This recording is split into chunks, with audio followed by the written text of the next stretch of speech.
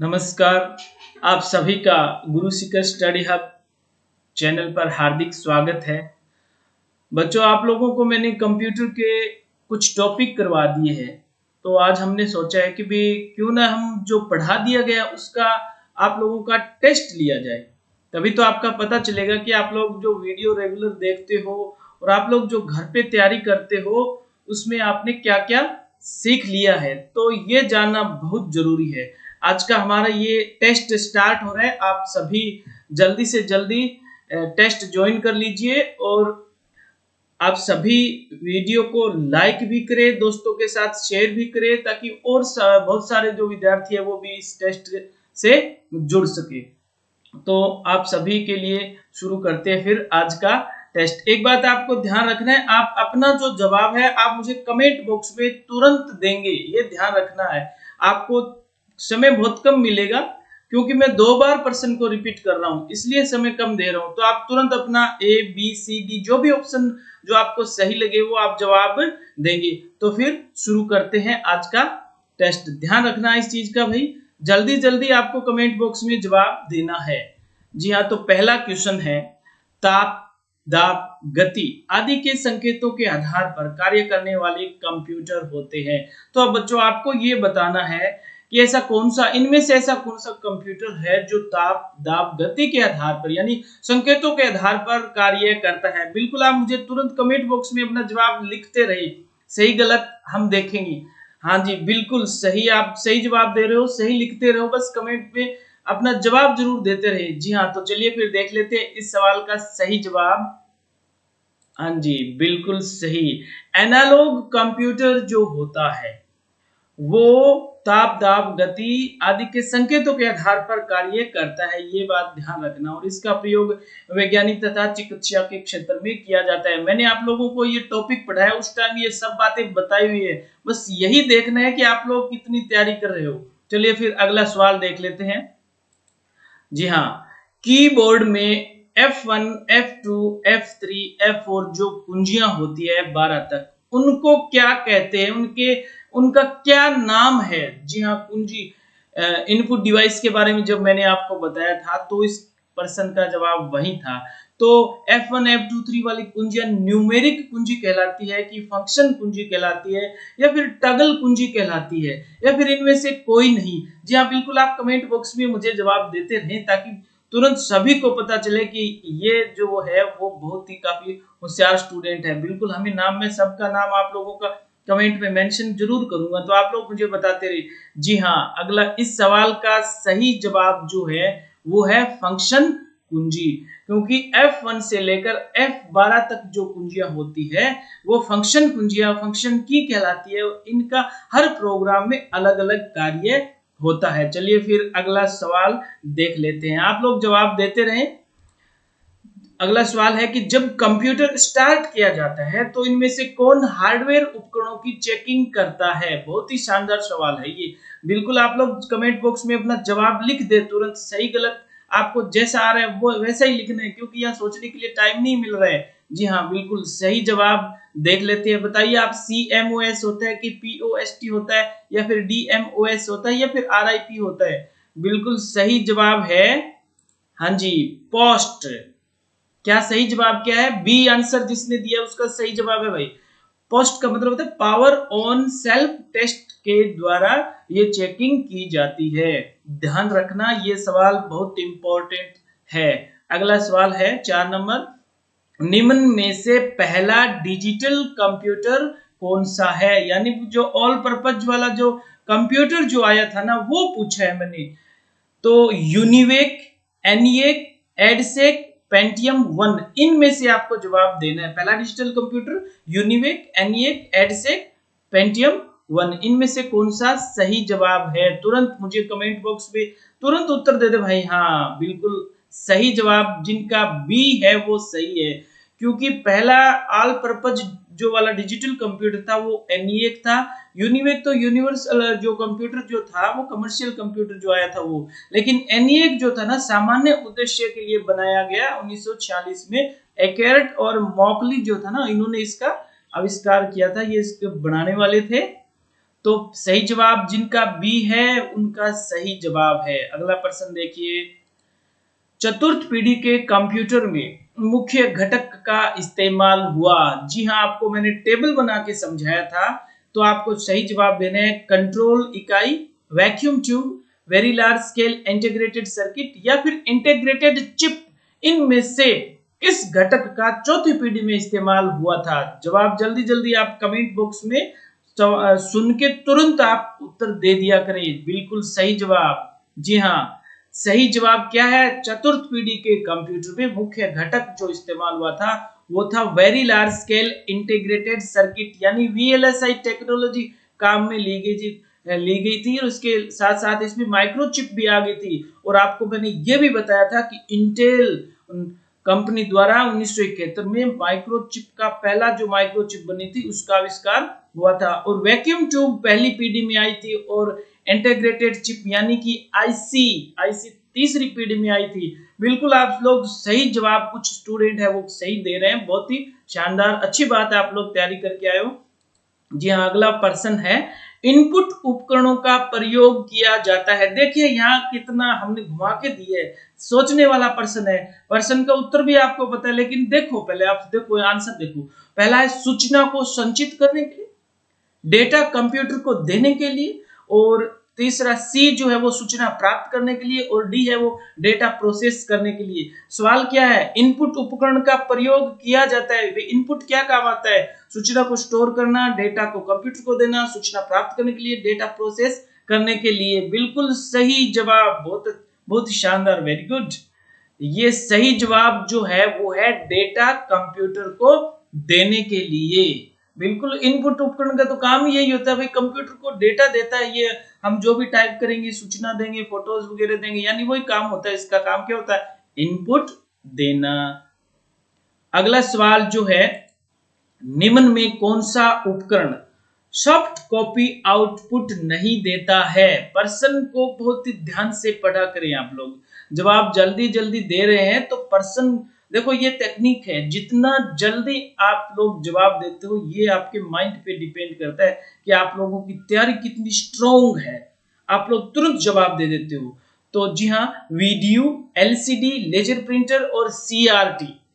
अब इनमें से कौन सा ऐसा उपकरण है जो सॉफ्ट कॉपी आउटपुट नहीं देता है, यानी सॉफ्ट कॉपी आउटपुट नहीं देता है? बिल्कुल सही जवाब, बहुत ही शानदार बच्चे जवाब दे रहे हैं भाई।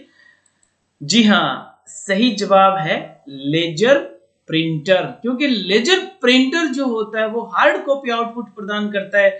अब मैंने आपको बताया था कि भाई जो मॉनिटर होता है वो सॉफ्ट कॉपी आउटपुट प्रदान करता है, और लेजर प्रिंटर जो होता है, यानी प्रिंटर कोई भी हो, वो आउटपुट हार्ड कॉपी आउटपुट प्रदान करता है। तो वीडियो क्या होता है? विजुअल डिस्प्ले यूनिट यानी कि मॉनिटर। एलसीडी क्या होता है? यानी कि मॉनिटर। और सीआरटी क्या होता है? यानी कि मॉनिटर। तो ये तो सॉफ्ट कॉपी आउटपुट देते हैं, नहीं देता है मतलब लेजर प्रिंटर। बिल्कुल, वेरी गुड, वेरी गुड। अगला सवाल है, निम्न में कौन सा इंपैक्ट प्रिंटर नहीं है? अब इनमें से आपको इंपैक्ट प्रिंटर बताना है।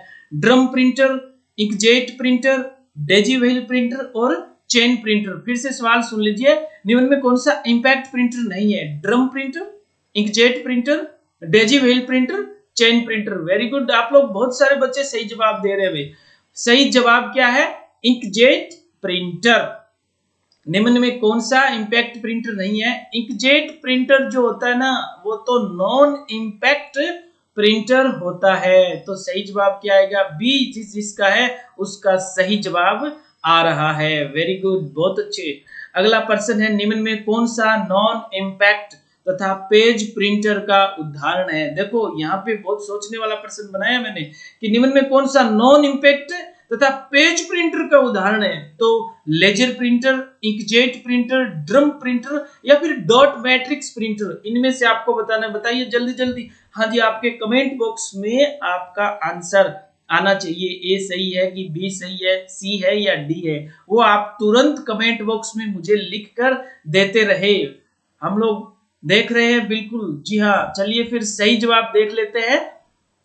वेरी गुड, सही जवाब है लेजर प्रिंटर, क्योंकि लेजर प्रिंटर जो है वो नॉन इंपैक्ट प्रिंटर होता है।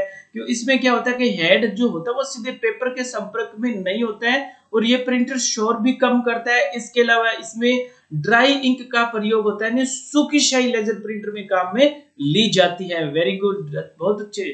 अगला सवाल है, कंप्यूटर में सूचना प्रदर्शित करने की सबसे छोटी इकाई है।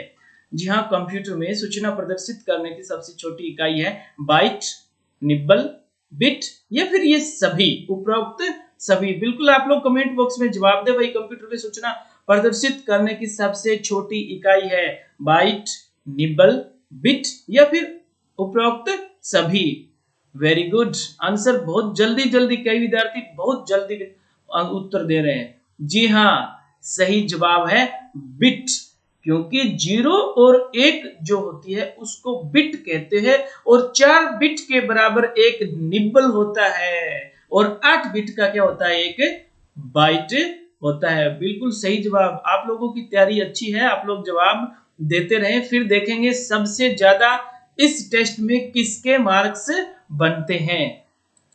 जी हाँ, अगला प्रश्न है, कंप्यूटर का कौन सा भाग प्रोसेसिंग के लिए जिम्मेदार है? Screen, CPU, processor, keyboard. Computer का कौन सा भाग प्रोसेसिंग के लिए जिम्मेदार है? स्क्रीन, सीपीयू, प्रोसेसर या फिर कीबोर्ड। चलिए जवाब देख लेते हैं। हाँ बिल्कुल सही है।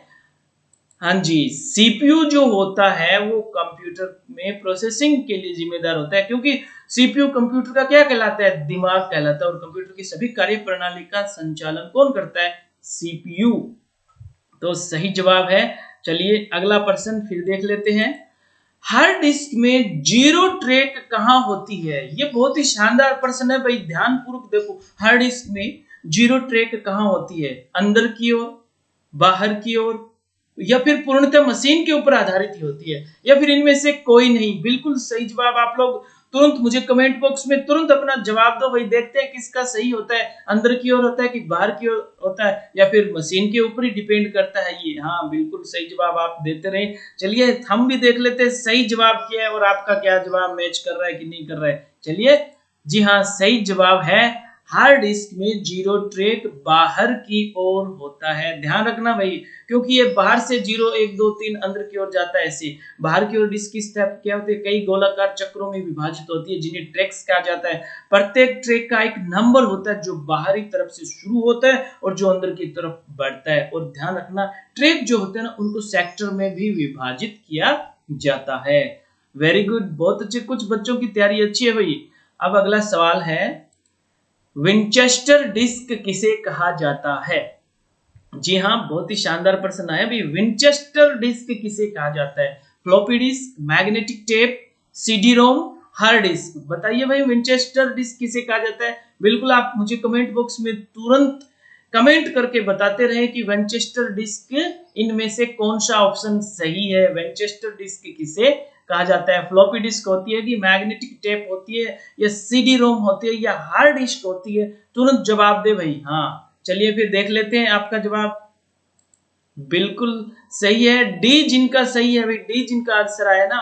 हार्ड डिस्क जो होती है ना वो वेंचेस्टर डिस्क कहलाती है, क्योंकि 1973 में आईबीएम ने एक नई हार्ड डिस्क बनाई थी जिसे वेंचेस्टर डिस्क कहा जाता है। वैसे वेंचेस्टर डिस्क जो है ना, इसका नाम एक वेंचेस्टर राइफल थी उसके ऊपर ये इसका नामकरण हुआ था। ध्यान रखना इस चीज का, कई बार प्रश्न आ जाता है। बिल्कुल अगला सवाल, अगला ले लेते हैं फिर, है ना।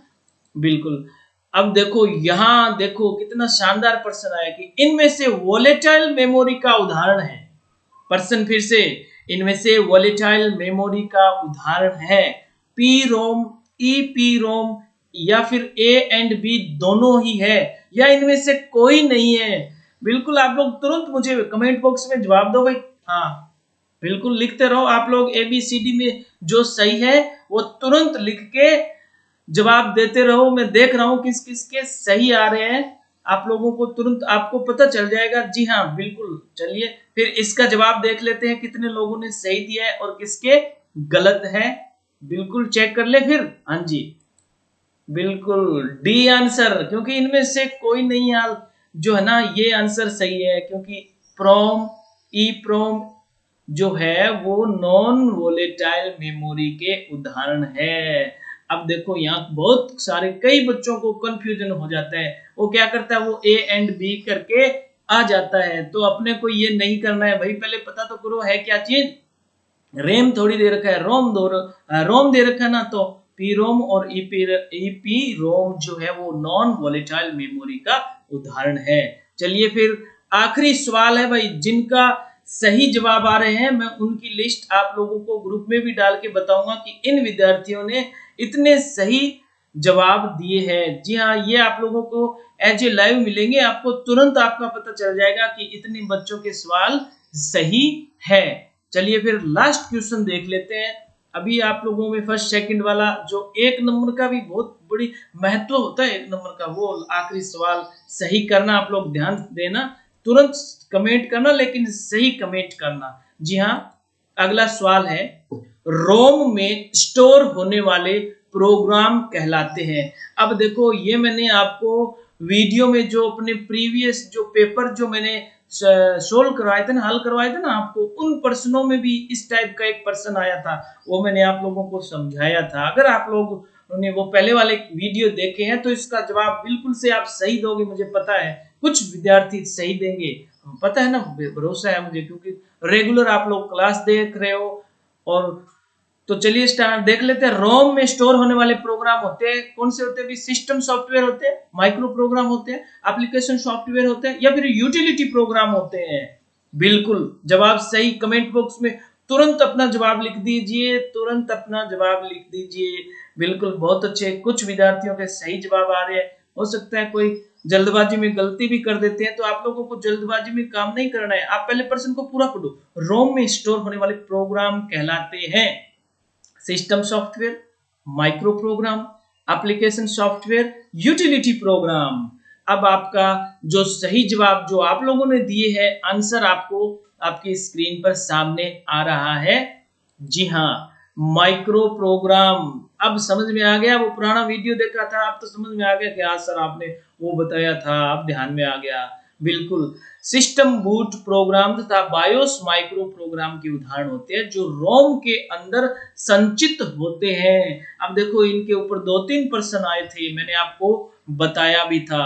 तो बच्चों, आज मैंने आप लोगों के लिए एक छोटी सी कोशिश की है, आपसे केवल 15 सवाल पूछे हैं। अब आप लोगों के कमेंट में चेक करके देख लेता हूं कि किस विद्यार्थी के सबसे ज्यादा सवाल जो है उनके जवाब आए हैं वो सही आ रहे हैं। आप लोगों ने जितना फर्स्ट जवाब दिया है वही इस टेस्ट का विजेता होगा।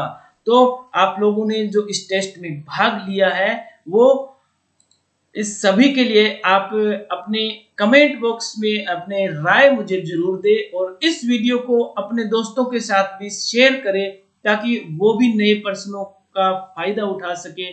और आप लोग मुझे इस टेस्ट के बारे में भी जरूर बताइए, आपको ये टेस्ट कैसा लगा, ताकि हम लोग और भी बढ़िया कर सके आप लोगों की राय के आधार पर। और आप हमारे चैनल से जुड़े रहिए, चैनल को लाइक करें, सब्सक्राइब करें, शेयर करें और अपने दोस्तों को जरूर बताएं। आज के इस टेस्ट में भाग लेने के लिए आप सभी विद्यार्थियों का बहुत बहुत शुक्रिया, धन्यवाद।